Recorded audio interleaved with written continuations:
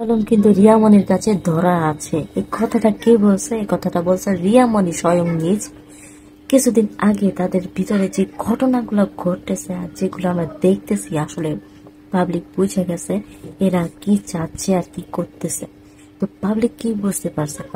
Public বুঝতে পারছে যে তারা ভাইরালের নেশায় আছে, তারা টাকা পয়সা ইনকামের নেশায় আছে, আর এটা ওদের নাটক।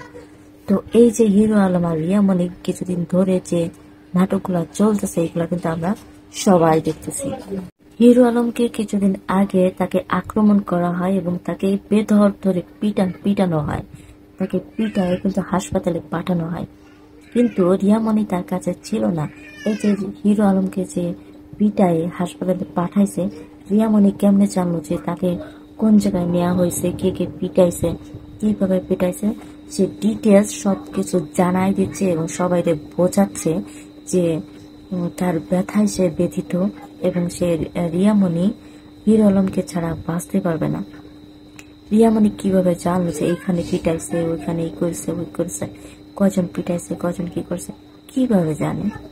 সবাই বুঝতে পারছে যে রিয়ামণি যেহেতু ম্যাক্স অভির সাথে সম্পর্ক আছে, এই জন্য রিয়ামণি নিজে প্ল্যান করে হিরো আলমকে তার পথের কাটা হয়ে আছে, এই জন্য তাকে সরানোর জন্য এই প্ল্যানটা করছে। এটা কিন্তু সবার কাছে ক্লিয়ার হয়ে গেছে। হিরো আলম যখন সবার কাছে অর্থাৎ পাবলিকের কাছে বা সাংবাদিকের কাছে যখন বলল যে আমার সাথে এইগুলা হয়েছে, এই কজন আমার পিটাইছে, এইগুলা করছে, তার ভিতর সন্দেহজনক ভাবে সে ম্যাক্স অভিকে দায়ী করতেছে। যখন হিরো আলম ম্যাক্স অভির কথা বলে, তখন কিন্তু রিয়ামণি রেগে যায় এবং বলতে থাকে তুমি কেন না জেনে না শুনে ম্যাক্স অভিকে তুমি সন্দেহ করলে। এইভাবে হিরো আলমের প্রতি রিয়ামণি কিন্তু রেগে যায়। তখন হিরো আলম চট করে ধরে বসে যে তুমি কেন ম্যাক্স অভির কথা শুনলে তুমি এইভাবে জ্বলে উঠলে, তুমি কেন এইভাবে কথা বললে? নিশ্চয়ই তার ভিতরে তুমিও আছো, নিশ্চয়ই এর ভিতর কোনো একটা ঘটনা আছে বা কোনো একটা ষড়যন্ত্র আছে। এখন তো আমার তোমাকে সন্দেহ হচ্ছে যে ম্যাক্স অভির সাথে তুমিও জড়িত, আমাকে খুন করার জন্য বা তোমাদের পথের কাটা হয়ে আসে, এর জন্য হয়তো আমাকে দুনিয়া থেকে বিদায় করার চেষ্টা করতেছো তোমরা। এটা বলার সাথে সাথে রিয়ামণিও চুপ থাকার মেয়ে নয়, সেও কিন্তু পাল্টা জবাব দিচ্ছে এইভাবে। এবং এমন একটা পর্যায়ে গেছে যে হিরো আলমকে বিশ্বাস করাইছে যে রিয়ামণি তাকে ছাড়া বাঁচবে না, তাই এইভাবে আর কি বিশ্বাস করানো হয়েছে, এমন এমন কথা বলছে। আবার এদিকে রিয়ামণির প্রতি হিরো আলম অনেক দুর্বল, এটা হচ্ছে তার মেইন পয়েন্ট।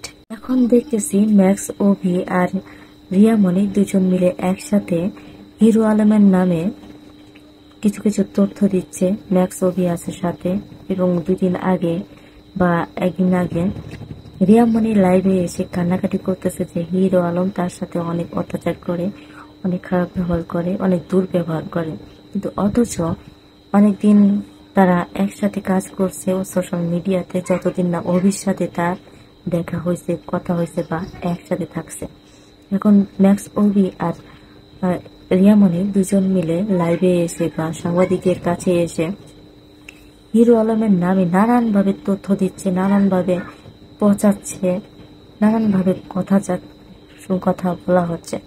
তো বন্ধুরা, এখন হিরো আলম আর রিয়ামণির যে কি ঘটনা ঘটে যাচ্ছে তার জন্য আপনারা প্রস্তুত থাকুন আর সোশ্যাল মিডিয়াতে চোখ রাখুন, ঠিক আমার মতো।